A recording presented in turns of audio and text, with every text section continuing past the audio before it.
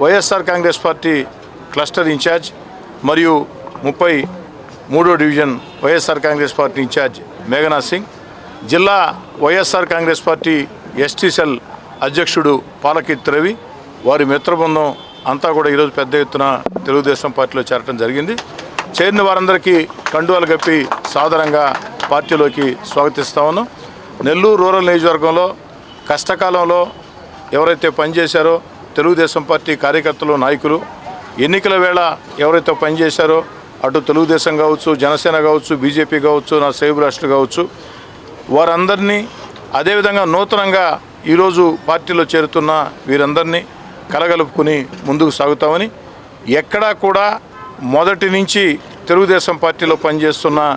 ఏ ఒక్క నాయకుడికి, ఏ ఒక్క కార్యకర్తకి అన్యాయం జరగదని, ప్రతి నాయకుడు కార్యకర్తని కష్టకాలంలో పనిచేసిన ప్రతి నాయకుడు కార్యకర్త గౌరవాన్ని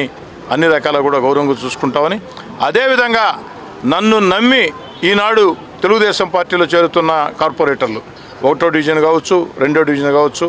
ఏదైతే జానా నాగరాజ్ గౌడ్, పడిగినేటి రామ్మోహన్ యాదవ్, అదేవిధంగా వైఎస్ఆర్ కాంగ్రెస్ పార్టీ సీనియర్ నాయకుడు క్లస్టర్ ఇన్ఛార్జ్ మేఘనాథ్ సింగ్, జిల్లా వైఎస్ఆర్ కాంగ్రెస్ పార్టీ ఎస్టీ సెల్ అధ్యక్షుడు పాలకీర్తి రవి, నన్ను నమ్మి పార్టీలో చేరుతున్నటువంటి వారికి కానీ వారి మిత్రబృందానికి కానీ ఏ ఒక్కరికి కూడా ఎక్కడా కూడా తేడా లేకుండా అన్ని రకాల గౌరవంగా చూసుకుంటామని, అందరం కలిసికట్టుగా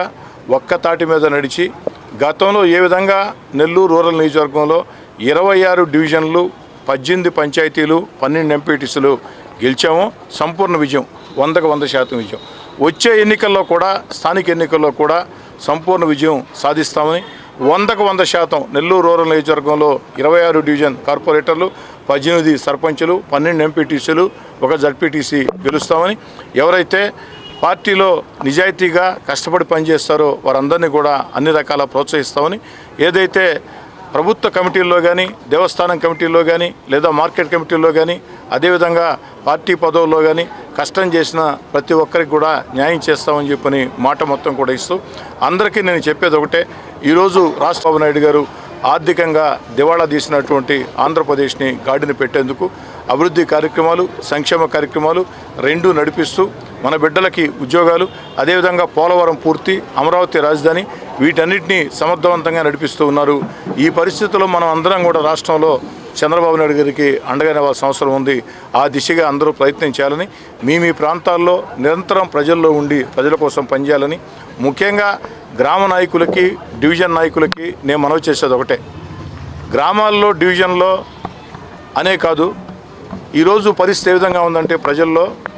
ప్రజలకు ఎవరు దగ్గరగా ఉంటారో వాళ్లే నాయకుడు, ప్రజల పట్ల ఎవరు వినయ విధేయతలతో ఉంటారో వాళ్లే నాయకుడు, ప్రజల సమస్య పరిష్కారానికి